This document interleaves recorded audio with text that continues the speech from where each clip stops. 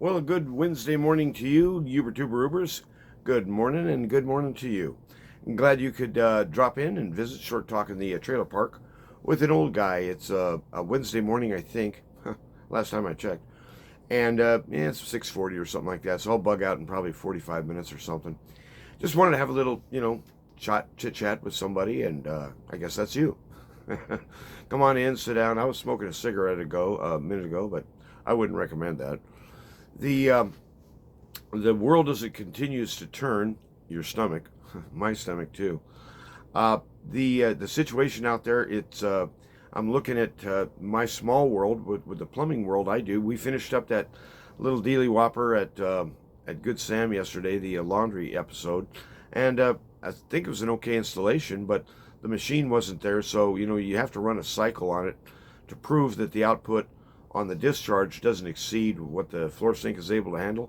But the drain was running nice and clean, so we purged it with clean water. Just ran it right down there as full tilt bozo, and it never even tried to back up. So I feel good about that episode. We cut in on the water heater and made that all go around with PEX, and we just stuck it to the inside of the wall with Unistrut. the the time that would have been required to cut into the wall, find the iron, stick a sanitary tee in there, and run a waste, and then have the people come back in and patch the closet all up. It would have been like weeks probably, and we finished it in under about 5 hours. So I think it's an okay setup. We got started on another Dealy Whopper. Oh boy, this is a trailer where we're crawling around underneath, repiping everything. I have no idea. Somebody decided once upon a time to take and split what's called gray water out from black. The gray means you can, let's say you have a lavatory, let's say you have a shower, and you just want to run that water out on the ground and feed the flowers or, whatever you're irrigating. That's legal in this state, but they had someone, whoever they are, the owners of this place, had someone come in who thought, I'm hiccuping this morning, the way to do this, I've never seen anything like it. I just gave up trying to figure out what these guys are doing. And we just went in with a saw and we demoed down all the old factory connections and everything. And we started a little bit of the rebuild yesterday. This is going to be a slow poke. But, yeah, crawling around underneath the house all day. And of course, just to spruce things up a little bit, we cut into the line and it was backed up. All this raw sewage all over the ground. We're crawling through it. It was just like, ugh, smells horrible. And that's what I do for a living. Hey, what do you want to do? Well, my ambition in life is to go crawl through raw sewage. Well, at any rate, as the world continues to turn your stomach, I just woke up this morning kind of feeling like kind of helpless and kind of listless and kind of, man, I don't want to be here. I don't want to do this.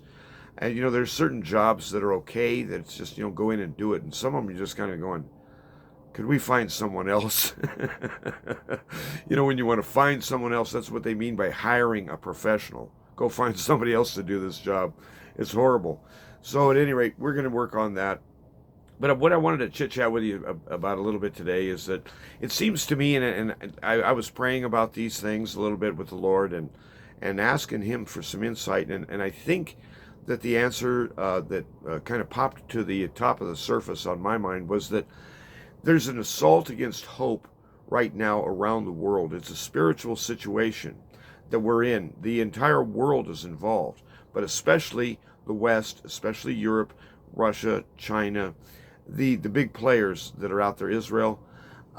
There's a hopelessness. It's sort of like the entire affair seems to be run by perverts and lunatics who have no idea what they're trying to do, and everything that they do is counterproductive and disgusting. And then it goes downhill from there. But in other words, there's an assault on your heart. And I think that the territory that you're required to guard today, as the kingdom is expanding, it still is, the turf that the Lord has taken, namely you, you are to be operating, and I am to be operating in faith, trusting that this whole thing somehow, it's not like it's going to work out. See, the word hope in our minds means things will work out. everything will be daisy fine and just, ooh, yeah, everything's just going to be great. No, what's going to happen is this world will eventually be burnt down, if you'd like to know. This thing is beyond salvable, salvageable, beyond salvageable, except what's happening is the humans are being sheared off and salvaged out of a world that is collapsing into a kind of a, it's a kind of a stupid bomb. It's what is the point of this war in the Ukraine? Oh, I know, the 10 to 12 trillion dollars of resources that the West intended to steal. That's what this war is about. Thieves trying to steal what is the property of others. That's the noble cause of democracy that we're all involved with here, right? So at any rate, what I'm saying is that the easiest thing in the world is to get hopeless. The easiest thing for me, at least, because I think I'm kind of engineered this way. People have always said, you shouldn't be so pessimistic. Shouldn't be, so dark. And I've always interpreted that as I shouldn't be so realistic. You mean? But as the world continues to turn your stomach, the thing that pops to the surface, I think, is hopelessness. But there's a real hope, the real hope, and it's the genuine article. It's the love of the Father displayed through this tremendous act of sacrifice and love in Christ, through the sacrifice at Calvary, and through all the sufferings and troubles and crazy junk that he went through. He always maintained courage. He always maintained the faithful attitude toward the Father, and he entrusted himself fully to the Father's care in the middle of the chaos. And so I think, I need to practice on that, by golly. I'm pretty bad. No, it's not true. I'm horrible at it. When you sign up for Christianity or whatever, or when you get signed up, when you get drafted into it, he begins work on us. And we've all got our character flaws and failures and sins and error packages and who knows what. But you never give up hope, right? Hope of what? Hope of a good future? Hope of things making sense finally? Well, for that, we're going to need a new creation, and he's the one who's actually guaranteed that. So I don't know how else to convey to you what the Wednesday morning keen insight for the day was, other than it's an assault, it's a spiritual assault, what we're witnessing now, on your heart. It's an assault on your heart to take away hope. But hope lives. We'll call him Mr. Hope to you, and me too. The hope of the world lives. And the situation down here, as I have no idea whether World War III is going to actually start or not. Last I heard, some Eastern European leaders are claiming in about 90 days. I don't know where they got that information from. But you don't start a world war in 5 minutes. It takes time. You got to get the troops on site. You got to get the equipment, the missiles, the junk. All the freight has to be moved. It's a huge logistical nightmare to get everything in place so that you can have a war. And so that takes time. But the world as we look at it, it just looks glum, doesn't it? I mean, they're tanking the dollar. They're destroying what was left of a great republic. They're killing. They have at least 500,000 to 600,000 dead Ukrainian soldiers or army men or whatever the name of their defense force is. I should know this, but I don't. 500,000 to 600,000. Ukraine will never come back together again as a nation. The lunatics that are running it right now, that Zelensky and his, I've forgotten, it's a 3-letter acronym for his secret police, but these people are worse than the Cheka was in the Soviet days. They're worse, I think, in some ways than the Gestapo was in Nazi days.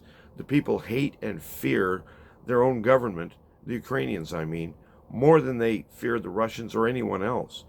And that's what we've built, we Americans, with our love for democracy. That's the product that came out. I mean, and so the hopelessness sense, it can dwell and rise up. And in my little micro case, like I was talking about, crawling underneath a trailer all day, who wants to? But there is hope. There will come a day when that job is done. I can put that one in the rear view. It may not even be this week. I don't know how long it's going to take. They gave me 2 days, and I've already informed the office that isn't going to happen. We're not going to finish this in 2 days. I ain't Superman. And but when the hopelessness begins to rise up, we need to take steps. We need to first of all address the reality that we're being assaulted by spirits, intelligent entities, and they need to be dealt with firmly and dispatched. Now, as far as I'm concerned, they can be chained in darkness, they can be muzzled, they can be broken. But the final disposing of them, that's the Lord's work. And I'm all for just jumping right to sending him to the abyss right now if he's up for it. But the point is that we're to have a bold attitude toward these enemies. They're here to kill you. They're here to steal your life. They're here to steal your joy.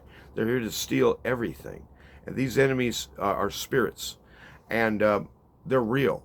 And I think that's the part that I have such a hard time as a Westerner remembering and to process. I keep thinking there's got to be something that could be done at a procedural level. There's got to be some organizational thing. There's got to be something like a new paradigm that could straighten up the mess. The new paradigm is the Lord is coming and justice will be done. All of these wicked spirits shall be broken forever. The evil shall be swept off the face of the earth. And this is part of the good news. This is the part where you realize that the Lord's love for justice infinitely exceeds my love for justice. But it's a commonality between us. He gave us, as the image bearers, he gave us a little reflective kind of wink back of the things that make him him. And so if you love justice, if you love what's right, if you love what's true, the Lord promises a blessing on that. For those who love righteousness, they will not be sent away empty-handed. And so have a good attitude today on a Wednesday if you can, and go ahead and do that crummy job of crawling through the raw sewage and make it happen. And the hope that he builds in us is a hope of welcome home, son, welcome home, daughter. The love of the Father cannot be overestimated. It's eternal, it's almighty, it's excellent in every way. And you have a place. You belong. You have you're one of the family in the new and living way. And so this is the kind of thing I think that you've heard probably in churches before. But the reality is that we need to have some kind of connection like that because of the environment, the hopeless environment we dwell in. And you become then the light bearer. You become the one who carries hope in your heart. Don't let hope collapse. He never disappoints. He never fails. And if we can remember that and walk in it, our lives will be part of the solution, not part of the disease. And that's maybe the best we're going to be able to do. At any rate, have a good day, and thanks for watching. Thanks for tuning in. I do enjoy speaking, and I'm glad that there's at least a few folks who can tolerate listening. Have a good day, and God love you.